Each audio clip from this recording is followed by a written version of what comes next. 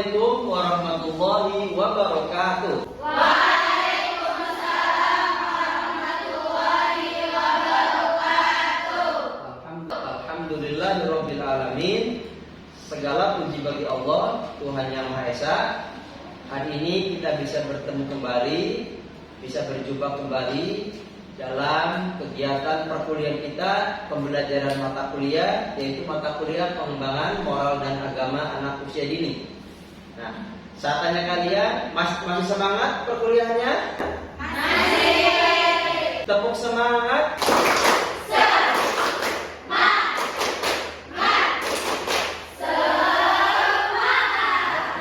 Berarti masih semangat. Walaupun sudah sore, tapi tetap semangat luar biasa.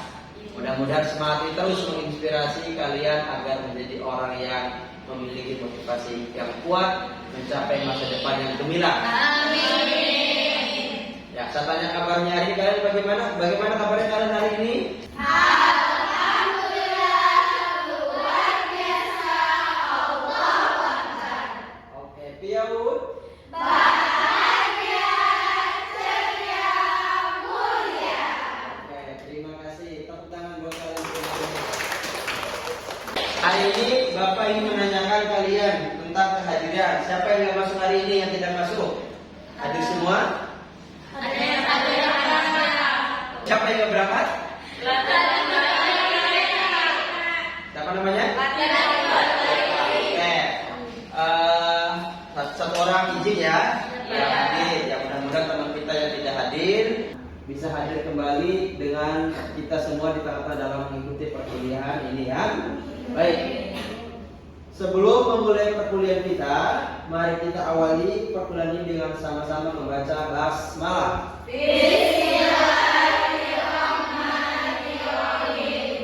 Perkuliahan ini, mata kuliah kita kali ini di pertemuan kita akan membahas tentang pendekatan pengembangan moral dan agama anak usia dini.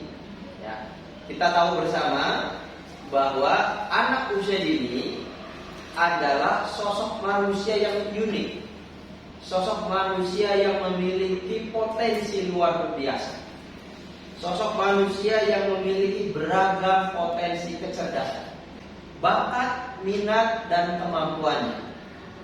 Akan tetapi jangan lupa bahwa anak usia dini juga ada dan harus memiliki perkembangan moral. Kenapa harus memiliki perkembangan moral? Karena setiap anak tidak hanya pandai secara akademis saja. Anak tidak cukup hanya pintar di bidang matematika saja, tetapi anak juga harus memiliki kemampuan, memiliki perkembangan moral yang cukup baik. Karena perkembangan moral yang baik akan menunjang masa depan anak di masa-masa yang akan datang. Bapak ingin bertanya pada kalian tentang moral dan agama anak usia dini. Ini sesuatu yang tidak asing bagi kalian. Bicara moral, bicara agama, ini bukan barang baru. Sudah banyak dibicarakan. Cuma Bapak ingin menggali dari kalian, ingin menanyakan sejauh mana pemahaman kalian tentang konsep-konsep moral itu apa? Konsep definisi moral seperti apa dan bagaimana moral nanti akan diimplementasikan pada anak usia dini. Bagaimana hal-hal yang kita lakukan untuk dapat menanamkan nilai-nilai moral pada anak usia dini. Ya, Bapak bertanya pada kalian ya, sudah siap semua? Siap.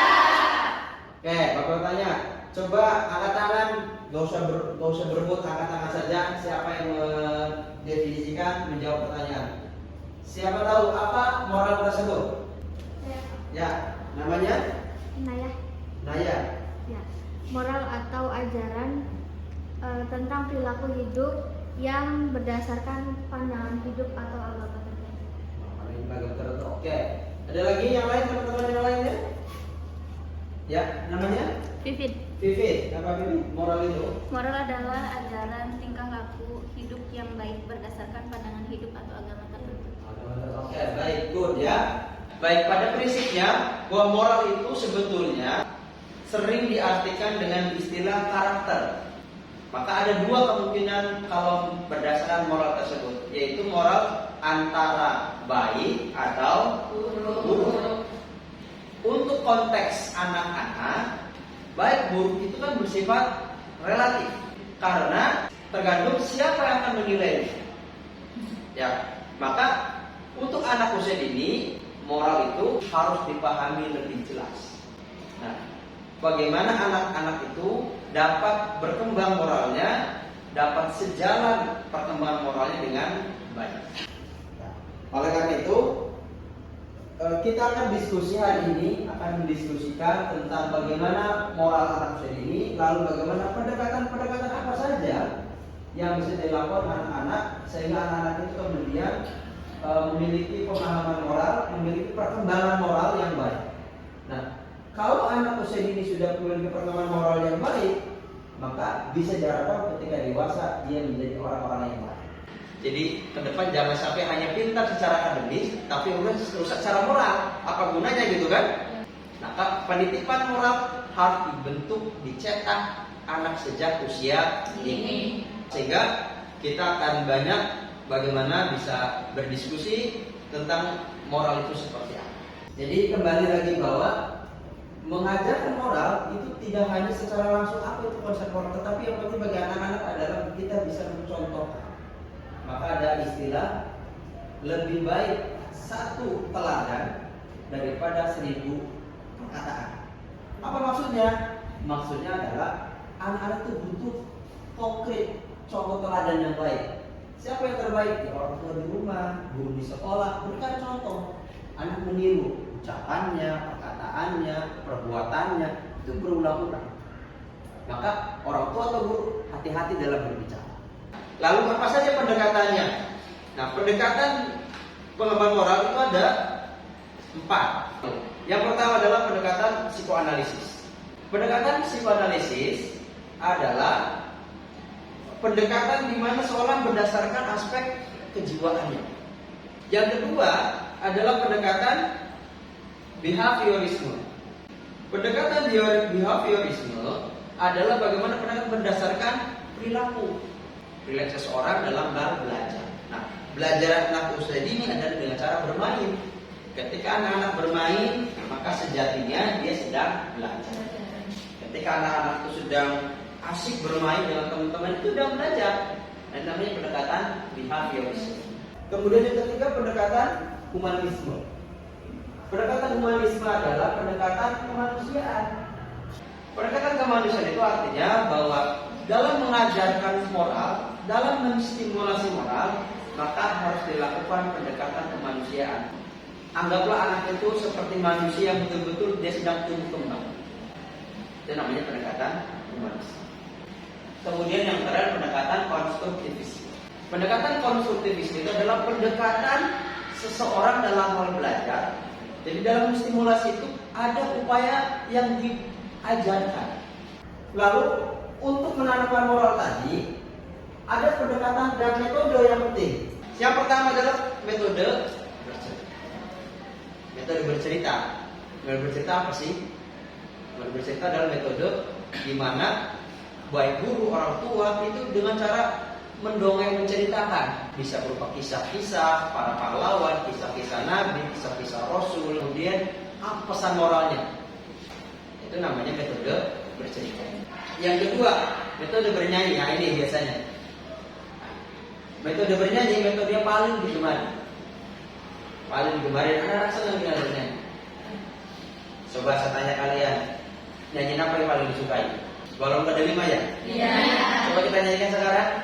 Lagu ada 5, rupa-rupa warnanya, merah kuning kelabu, merah muda dan biru. Oke, teman-teman. Suasana-suasana di kelas dengan bernyanyi, dengan cara kita membacanya itu sedang mengajarkan moral. Jadi apa di situ? Ada pesan moral yang kita sampaikan. Jadi jangan sekedar makanya, kenapa kok Pak di TK, kenapa isinya bernyanyi terus? Orang yang tidak paham, sebetulnya dengan cara bernyanyi itulah sedang bersifat Lalu yang ketiga, metode yang ketiga adalah metode bermain. Nah, bermain sehari-hari dalam oleh anak. Bermain boleh bermain kooperatif, boleh bermain asosiatif, bermain asimilatif, dan macam-macam bermain. Baik menggunakan barang benda yang buatan maupun barang benda alami. Itu dengan cara itu ya. Maka dengan cara bermain kita bisa menanamkan. Maka kalian ini yang akan menjadi calon-calon guru PAUD, guru TK, guru RA, silakan gunakan metode. Tujuannya apa? Supaya anak-anak kita jadi anak-anak yang baik semua. Anak-anak kita anak-anak yang nurut, anak yang punya sikap sopan santun yang lemah lembut baik. Kemudian bermain peran. Ya, bermain peran apa? Bermain peran itu guru itu mencontohkan anak-anak memperagamkan memainkan peran tokoh siapa yang dimainkan. Tokoh-tokohnya, misalnya dia berprofesi sebagai dokter, anak-anak berperan sebagai guru, berperan sebagai insinyur, boleh silakan. Lanjut berikutnya metode teladan. Nah, metode teladan itu apa? Di mana metode itu metode kita mencontohkan yang baik, mencontohkan teladan perbuatan kita yang baik di depan anak. Maka sekali lagi bahwa metode teladan ini harus betul-betul kita terapkan. Sebelum gurunya kitanya dulu, ya kan? Karena kan dicontoh kita sebagai figur. Kemudian yang keempat adalah berikutnya kebiasaan dalam berperilaku. Nah, kegiatan pembiasaannya dilakukan kontinu setiap saat. Ya, maka saya katakan program pembiasaan di TK, di PAUD itu dilakukan terus-menerus, jadi jangan sekali kemudian hilang. Setiap hari anak ada program pembiasaan dengan misalkan berdoa bersama, menyanyikan lagu kebangsaan, membaca doa bersama-sama, itu program pembiasaan. Itu tanpa disadari sedang mengajarkan, sedang berusaha menanamkan nilai-nilai moral dan agama. Jadi itu yang dapat disampaikan bahwa hari ini kita akan mempelajari tentang moral. Nah, coba sebelum Bapak tutup, saya bakal menunjukkan dari pembelajaran kita sore hari ini apa yang Bapak sampaikan.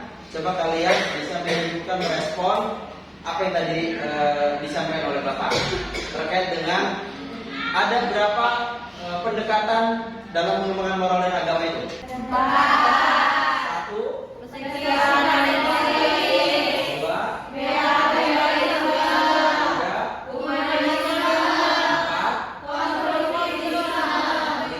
Nah, dalam menanamkan moral itu kan berapa metode ya? Iya. Ada berapa cara? Ada berapa caranya? 5. 1. Bernyanyi. 3. Bermain. 4. Bermain.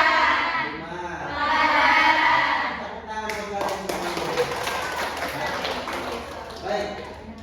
Sampai sini ada yang bertanya? Ya. Siapa namanya?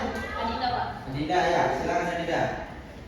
Pak, contoh dari itu pendekatan humanisme kayak gimana? Ya, pendekatan humanisme itu pendekatan kemanusiaan. Artinya kita menghargai bahwa anak kita adalah sosok manusia yang butuh kasih sayang. Dengan kasih sayang, anak kemudian bisa tertanam moralitasnya, bisa tertanam kelembutannya, sopan santunnya. Maka pendekatan humanisme itu dilakukan ketika kita melaksanakan pembelajaran di sekolah, di TK, di RA, di Kober, di satuan-satuan kelompok jenis, supaya kita betul-betul menghargai prinsip kemanusiaan. Oke, ada lagi? Cukup? Baik, kalau cukup berarti kita hari ini sudah paham semua perkuliahan kita? Oke, kalau sudah paham, kita akan tutup. Sebelum tutup, Bapak berikan tugas buat pekan depan. Tugasnya adalah kalian melakukan meresum, mencatat dari sumber-sumber yang relevan, boleh dari jurnal, boleh dari sumber-sumber yang lain, tentang bagaimana capaian ataupun cara-cara menstimulasi perkembangan moral pada anak usia ini seperti apa. Ya, itu tugas buat minggu depan. Mudah-mudahan boleh kalian berkelompok, boleh kalian individu. Yang penting kalian bisa membuktikan inilah cara-cara yang bisa digunakan dalam rangka menstimulasi perkembangan. Baik, kalau tidak ada pertanyaan, kita cukupkan perkuliahan kita pada hari ini ya. Kita cukupkan dengan mari kita tutup pertemuan kita pada hari ini dengan sama-sama membacakan hamdalah. Alhamdulillah.